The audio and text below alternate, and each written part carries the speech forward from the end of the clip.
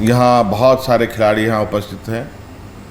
कल भी वो हमारे साथ थे और कल का कार्यक्रम होने के बाद आज ही उसी से जुड़ा एक कार्यक्रम होगा, मेरे ध्यान में नहीं था।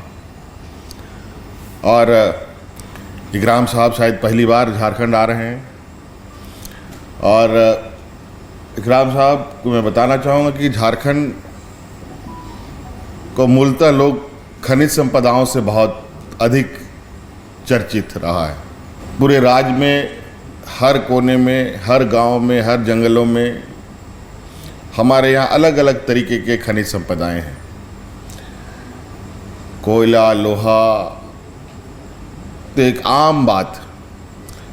आप अपने घर के खलिहानों में आप कुदाली चलाओगे या हल चलाओगे तो कोयले बाहर निकल आते हैं।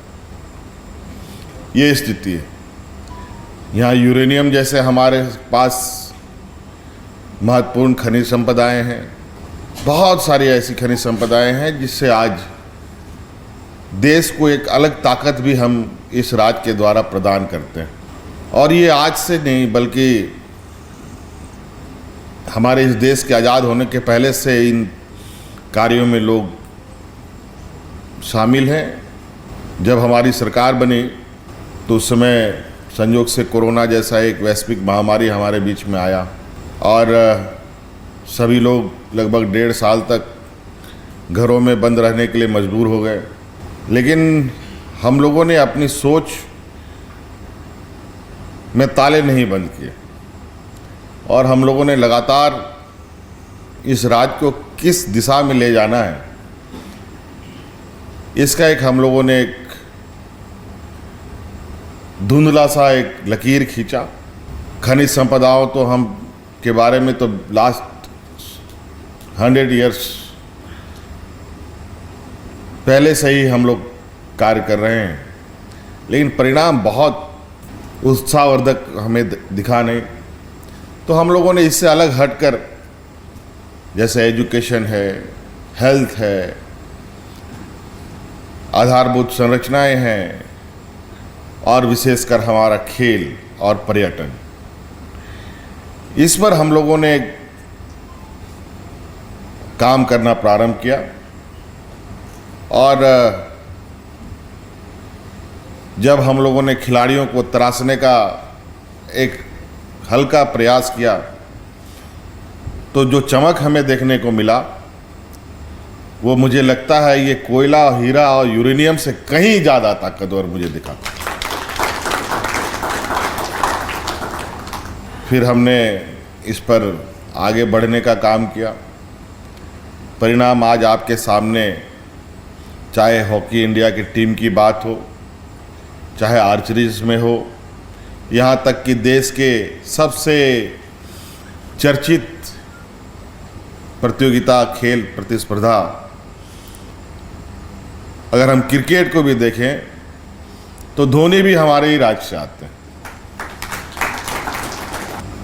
तो हमारी इस बात को हमने देखा कि नहीं, हमारे जो यहाँ के बच्चे, नौजवान, ये हमारे कहीं ना कहीं आज उस खनिज संपदा का एक सब्स्टिट्यूट्स निकल सकते हैं। और खेल की दिशा में कई ऐसे देश हैं जहां हमने ये बात देखी है जिसके पास संसाधन, खनिज संपदा नहीं है और कोई संसाधन नहीं है। तो कोई गन्ने की खेती के नाम से पूरा देश प्रचलित है, कोई खेल के नाम से पूरा देश अलग पहचान बनाता है, कोई एग्रो बेस्ड कंट्री है। इस तरीके से कई कंपोनेंट पर देश अपना नाम रोशन करती है। तो हमने भी खेल को एक बहुत महत्वपूर्ण कंपोनेंट के रूप में देखा है। और जैसे कि आपने बताया, और इसी लक्ष्य के साथ मैं आगे बढ़ भी रहा हूं कि आने वाला समय में देश में कोई भी टीम तैयार हो तो वो टीम निश्चित रूप से बिना झारखंड का पूरा ना हो, ऐसी तैयारी के साथ हम अपने खिलाड़ियों को तैयार करेंगे। आपने हमें हौसला दिया और निश्चित रूप से हम लोग बहुत गंभीरता से चीज़ों को कार्य करने में हम लोगों की रुचि रहती है और आपकी इस शुरुआत को निश्चित रूप से झारखंड प्रदेश एक लंबी दूरी तक लेके चलेगा और खेल के दिशा में आज हॉकी से शुरू हो रहा है, तो निश्चित रूप से आने वाला समय में देश में जितने भी खेल हैं उनके चैंपियनशिप भी इस राज्य में हो, ऐसी तैयारी के साथ हम आगे बढ़ेंगे। बहुत बहुत धन्यवाद, शुक्रिया आप सब लोगों का। आज के इस शुभ अवसर पर आप सब लोग एकत्रित हुए और विशेषकर हॉकी इंडिया के सभी सदस्यों को मैं अपनी ओर से बहुत बहुत आभार प्रकट करता हूं।